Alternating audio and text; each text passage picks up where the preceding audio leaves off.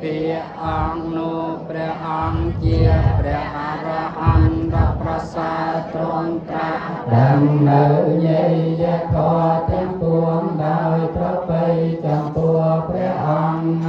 មានគ្រូអាចារ្យណាប្រដៅព្រះអង្គហើយយេចពុទ្ធិទេតាចយេចពុនធាអនាគតាបញ្ចបាណាចយេពុទ្ធាអហង្វន្តិមិសបតិ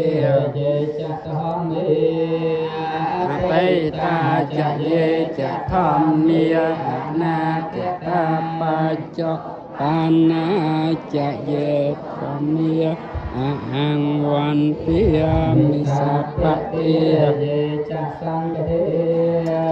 បេតាចយេចសង្ឃាអនាគតាបញ្ច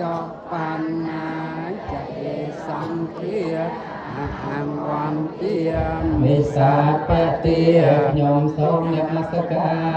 រលើកអត្ថាអនសេរស័យបំពុំគុណទាំង3ត្រៃលោកកាសូមអនកងកុសលឲ្យបានដល់យើងខ្ញុំណាពេញពោស្មាធារាដូចជលសាធំទូលាយសូមឲ្យកុំចាត់បងអំពមៀងគួទាំងឡាយឲ្យជាចិញ្ចាឆ្ងាយក្តីអន្តរាយកុំបីមានដោយកំលាំងអានុភាពបញ្ញលាជាប្រ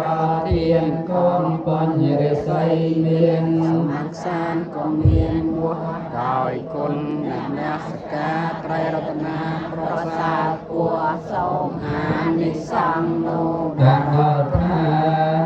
នឹកពៀនហោមខ្ញុំសូម